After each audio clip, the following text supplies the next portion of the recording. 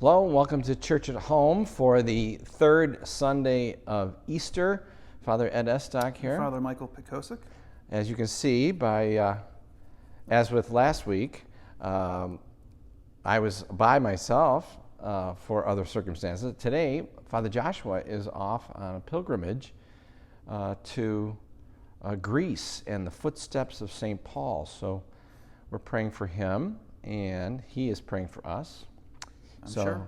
Yeah, so that leaves me and Father Michael to our own devices. We're getting by. Yeah. We are considering this kind of what I've been calling is the mystagogical preaching of the church, ancient exercise of the church fathers. So we're talking, 3rd, 4th, 5th century.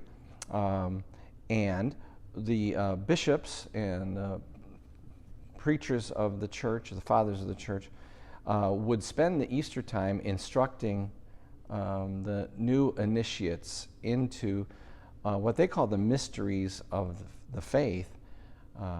We call those the sacraments. And so in this week's gospel, we have a beautiful revelation of the resurrection of Jesus at the breakfast on the beach, I guess we could refer to it. So, and I was mentioning to Father Michael beforehand, those of you that remember the Bible study that we did on the Jewish roots of the Eucharist, Dr. Brant Petrie, his comment is that no significant event in salvation history, so that's from Adam and Eve until the end of the Bible, that we find revealed in the Bible, has been revealed outside of eating and or drinking. And so I'm seeing a reference to the revelation of Jesus Christ risen from the dead, but as food for the journey, as Holy Eucharist in his body. So, that's a great point that Dr. Petrie makes. I don't know if I would have recognized that without his pushing, or without him highlighting that. But once that's brought to your attention, I think it makes complete sense that this very human act, this very important, necessary act of eating, is something that the Lord uses to highlight when he's doing something important in our lives, or in this case in salvation history, that he comes to us in completely normal and completely human ways and actually uses that to instruct and teach us, and ultimately in the Eucharist to save us, to bring us as close to him as we can possibly be. Yeah. And in our Catholic teaching, especially in this last generation, the centrality of the Holy Eucharist to salvation, but especially to the life of the church, So the Second Vatican Council has announced it and clarified for us. It is the source of our life. So we see the eating reference there.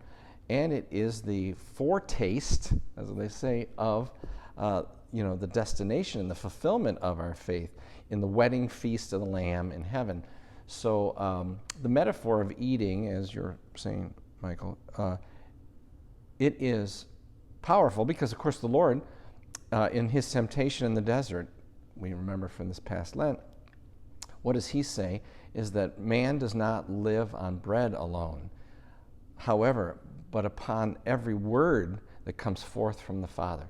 So this metaphor of eating as being the source of life, we all know that from our natural lives, God is continuously encouraging us that what we eat in our faith life is what we become. So, and we say that in church, don't we? That St. Augustine said, may you become more of what you receive in the Holy Eucharist. So, this eating and drinking is fundamental to our human life, and God has, cleverly, because he's God, he has capitulated, he's doubled down on that knowledge that we have that we have to eat to live. And so the same thing is with our life of faith and our life with Jesus. And and it's kind of, I'm sorry. No. It's kind of interesting that at this breakfast on the beach scene, which is, of course, again, salvation history unfolding over the course of a meal, in Jesus' interaction with Peter, he doesn't say, teach my sheep, preach to my sheep, go do good things for my sheep. He says, feed my sheep. Yes, right. If you love me, feed them. Which, of course, encompasses all of those: preach, teach, heal, minister, right. Bring compassion and care to tell them about God. All that is wrapped up in Jesus' message to feed my sheep. Right. So that's just interesting. Because we are, and fundamentally, when you think about it, we are hungry, right, for mercy. We were last Sunday we were reflecting on the mercy of God and the healing of God. So we really hunger in our bodies for not only physical nourishment, but obviously for salvation and eternal life and God. So I also believe that the eating and drinking of Jesus, the breakfast on the beach, is also pointing to us and maybe challenging us about what we believe about the bodily resurrection of Jesus. A ghost doesn't need to eat. A spirit, angels don't need to eat.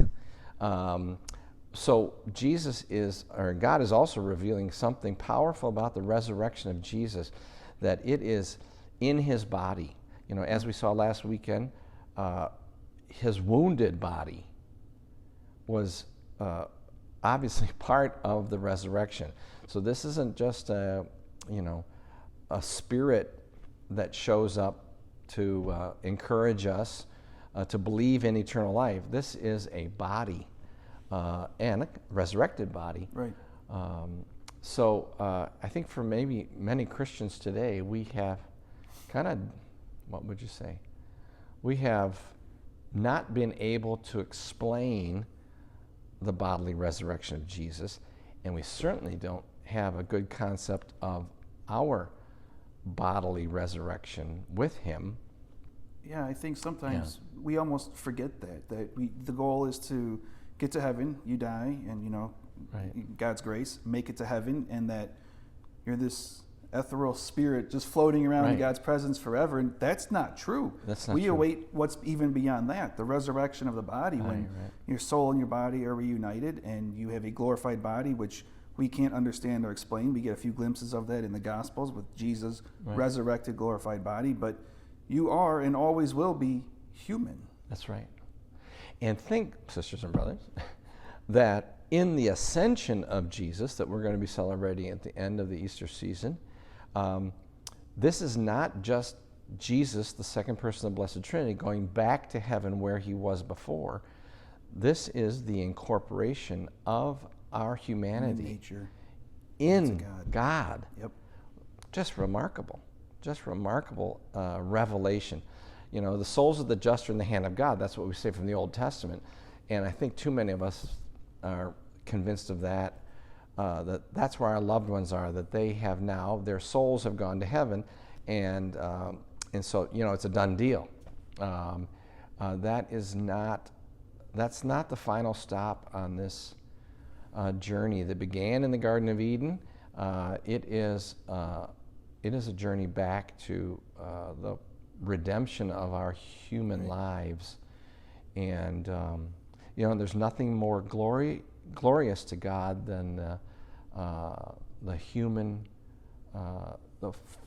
being fully alive. And so let's make sure that we keep the mysteries, the sacraments, the embodiment of our faith alive in us. It's especially important to the Catholic community. So many of our Catholic brothers and sisters are able to walk away from celebration of their faith in the Catholic Church into other very wonderful Christian communities, but they have been willing to walk away from the central fact of our Catholic faith, and apparently they don't miss it. People don't miss it. So maybe it's that we haven't made it explicit enough for us in our faith that we cannot get away from the great sacraments and the mysteries of our Catholic faith. So, all right, we'll see you next week. God bless. Bye-bye.